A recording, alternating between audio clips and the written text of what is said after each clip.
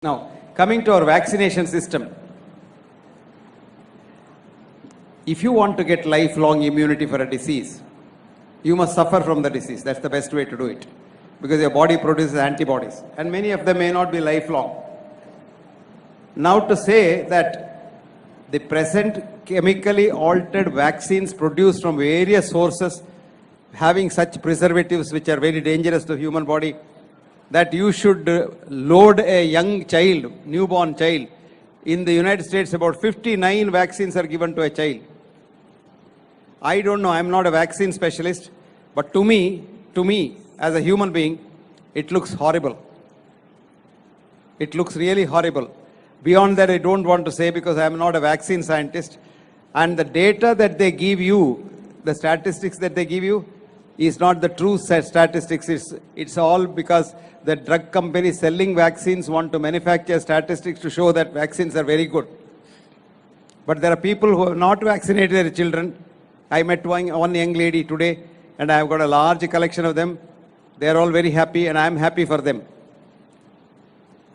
The one vaccine or one vaccination system that prevented one disease from this world, only one disease, that is smallpox, is a vaccination of the Ayurvedic system.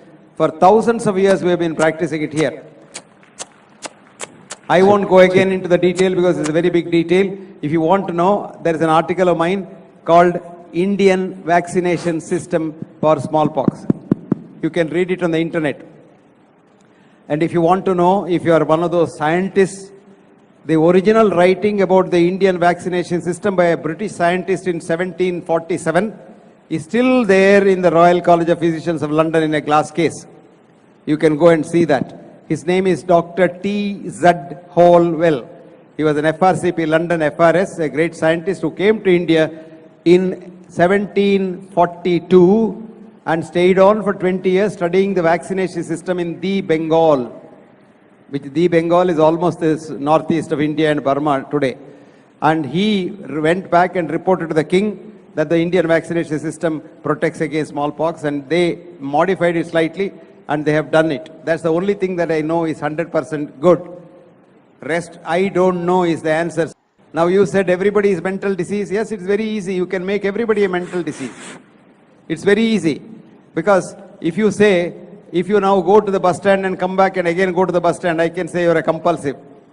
So from that statistics, 50% is not, almost 100% of the people are mental diseases. You understand that? So I can make, this is called disease mongering. You can always get more people included in the disease category. So I don't think the statistics that they have given you, that 50% of Bangalore people are all mentally not all right, is not correct. Now, what are the next questions? Doctor, there's one question here. Yeah.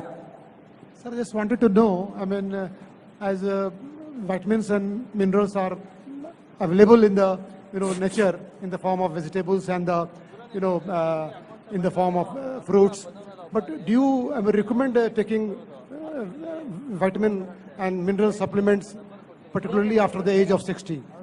Is it required or not, these mineral and vitamin supplements, tablets? I didn't understand your question at all. Madam, you repeat that loudly. So his question is, there are many vitamins and minerals available in fruits and vegetables. Then why do we take tablets, vitamin tablets? Are they really important? Fascinating question. I will give you a study. Fascinating question. Wait. Keli hogi. And he specifies particularly after an age of 60, we are all recommended. Wait. I'll answer him. There was a study done in Canada of 50,000 post-menopausal women, divided into two groups, 25,000 each. And the government supplied free vitamins for 25,000 people and free extra fruit and vegetable for another 25,000 people. Continued to see them for 25 more long years. Did you understand now? At the end, what was shown was the vitamin taking people had 3 times more cancer, 4 times more heart attack, and they died much before the fruit and vegetable taking people. The reason is the chemicals that we give in vitamins are reductionist chemicals. But the chemical vitamins that are in the fruits are holistic fruits and vegetables. So I'll give you one example. If you take vitamin C tablets every day, 100 milligrams every day. In 5 years' time, your chance of getting kidney cancer goes up by 5%. But if you take the same vitamin C in a tomato every day, if you're a healthy person, take one tomato every day, your chance of getting cancer goes down by 5%. So I would suggest that people take only natural source, but today's natural source is also chemical. You must have so much of spraying chemicals, feeding the plant with chemicals. So you can grow some fruits in your own kitchen garden, which is clean, and I tell you it's a beautiful source of vitamins. And don't take any supplements, chemical supplements. Spend about 2 to 3 hours in the sun, you get enough vitamin D. And don't take D tablet or injection. So, you see, nature has given everything. Did you really understand that poem I told you? Little do we see in nature that is ours. Who wrote? William Wordsworth.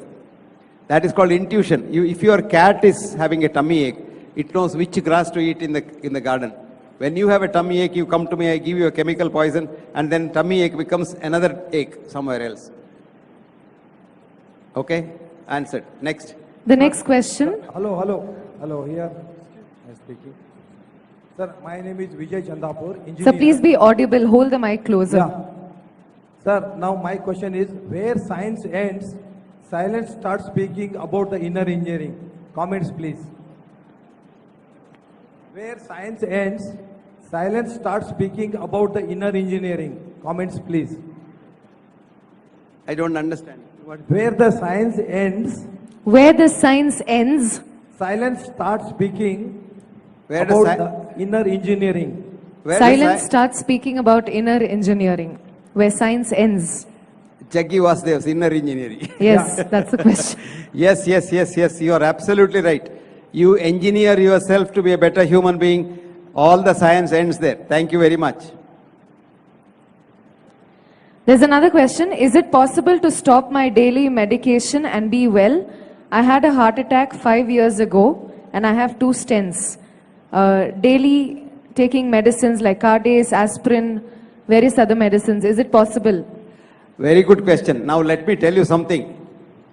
Because I have given this lecture, don't go home and stop all your drugs. Because once you start taking drugs and on drugs for a long time, your body is dependent on those drugs. So if you want to stop any one of your drugs, go back to your doctor and then ask him, and under his guidance, you can taper off and stop. Don't stop suddenly. Supposing the doctor says, okay, this drug can stop.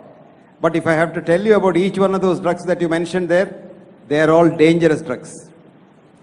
But since you have 2 stents inside, you are not a normal human being. You have an additional thing there. So you have to take drugs because the stents otherwise will attract clots. So you have to take blood thinners. Unfortunate.